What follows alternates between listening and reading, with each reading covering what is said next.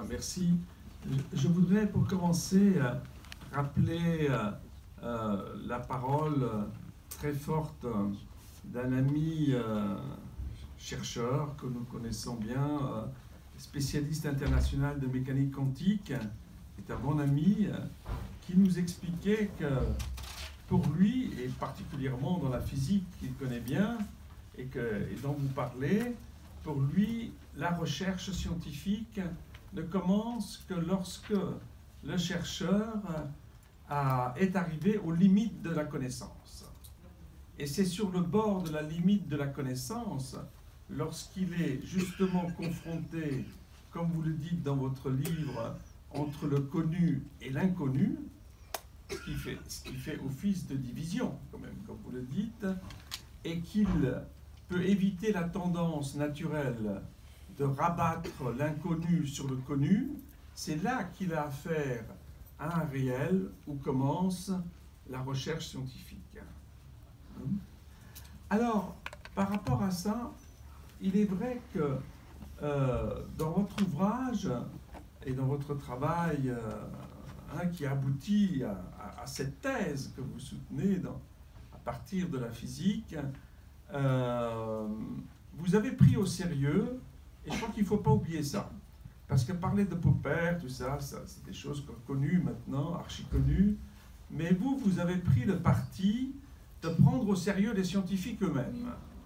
C'est-à-dire que vous avez fait confiance à Einstein, à Bohr et à d'autres, considérant que si on veut s'imprégner de l'épistémologie scientifique, il y a peut-être que les scientifiques qui parlent sérieusement de l'épistémologie de la science qu'ils pratiquent. Donc vous avez lu effectivement tous ces auteurs, Bohr, Einstein et d'autres, pour essayer justement d'en capter leur conception épistémologique de leur science. Alors qu'est-ce qu'il en ressort ?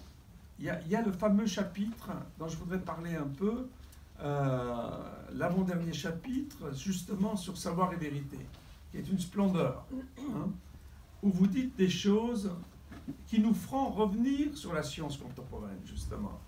Vous dites, effectivement, une théorie n'est jamais qu'un morceau de savoir. C'est déjà une révolution en soi, par rapport à la généralisation qu'on trouve de par ailleurs.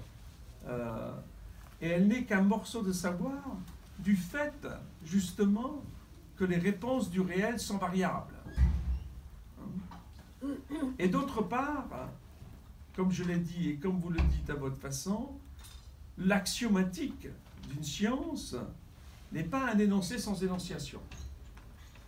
Donc, il y a bel et bien une division du sujet entre savoir et vérité dans le champ même de la science. Mais ce qu'on appelle le champ de la science, c'est le champ du laboratoire. Ça n'a rien à voir avec l'idéologie et la propagande, comme le dit Canguilhem. Et c'est ce que nous voyons, en côtoyant les scientifiques.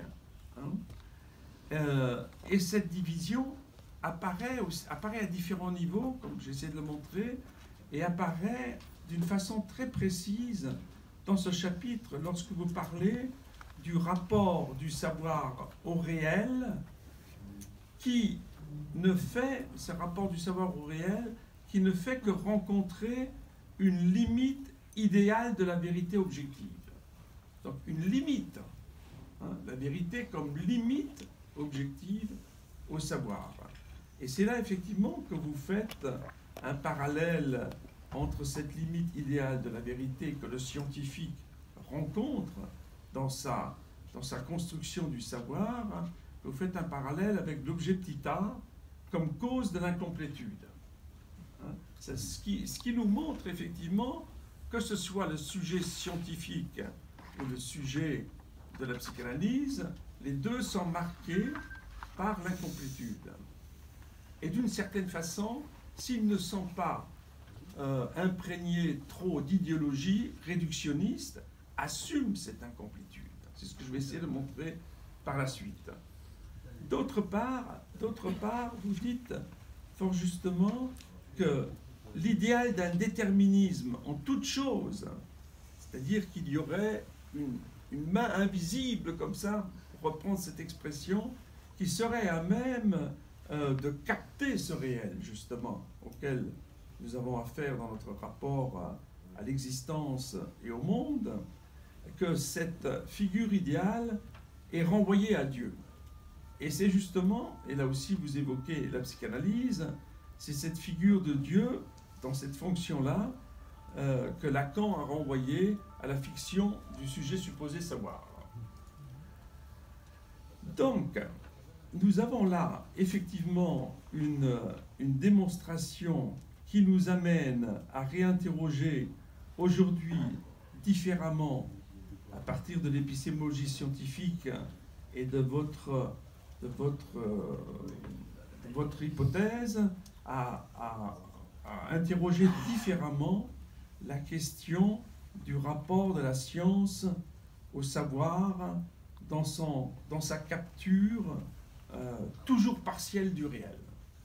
Hein, ce qui effectivement nous éloigne un peu différemment du question de la vérité. Alors qu'est-ce qui se passe aujourd'hui? Aujourd'hui, lorsqu'on parle avec des scientifiques, des collègues scientifiques, notamment des volcanologues, enfin des gens sérieux, quoi, hein, des physiciens justement. Ils n'ont pas sérieux, non? Comment? On n'est pas sérieux, non? Certains ne sont pas sérieux, c'est sûr. Ah non, mais c'est pas la question du sérieux en tant que tel. C'est-à-dire, je vais le dire. Hein? Pas, justement, ne généralisons pas. Hein?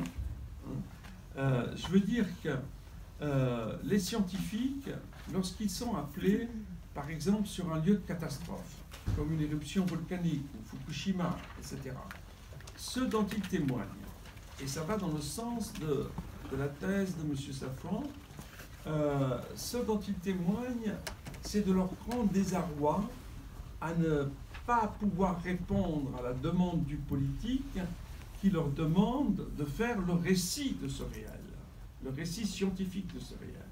Et ce dont ils témoignent, c'est de l'impossibilité de faire un récit scientifique, c'est-à-dire une expertise scientifique qui soit à même de rendre compte de ce réel. Dans cette expertise, il y a toujours un aspect partiel et il y a toujours un certain nombre d'incertitudes. Et c'est là, c'est sur cette limite-là que se positionnent aujourd'hui les scientifiques qui ont un rapport non réductionniste au réel, justement. C'est ça la question du sérieux. Alors, il faut dire que ce rapport du récit au réel, donc du symbolique au réel, toujours empreint d'imaginaire d'ailleurs, comme vous le dites, est quelque chose qui fait partie du questionnement scientifique lui-même aujourd'hui. Et je ferai le parallèle, justement, peut-être de façon provocante, pour provoquer la question, est-ce que ce n'est pas le même mouvement de pensée que nous trouvons, je dirais, à la fin d'une analyse? Essayez de faire, à la fin d'une analyse, le récit de votre analyse. On se heurte très vite à un impossible. Faire le récit d'une analyse, ça paraît une utopie absolument irréalisable. On peut parler de fragments, d'analyse faisant état justement d'un bouleversement subjectif, mais c'est difficile, ça serait extrêmement difficile et curieux de faire le récit d'une analyse. Ce qui montre peut-être, comme dans le champ scientifique, que dans l'analyse, effectivement, il y a un réel qui ne se laisse pas mettre en récit, justement. Et que le récit ne fait que buter lui-même sur cette limite idéale de la vérité. Et peut-être que nous pouvons rendre compte d'une analyse à partir de cette limite. Voilà ce que cette lecture m'a suggéré aujourd'hui.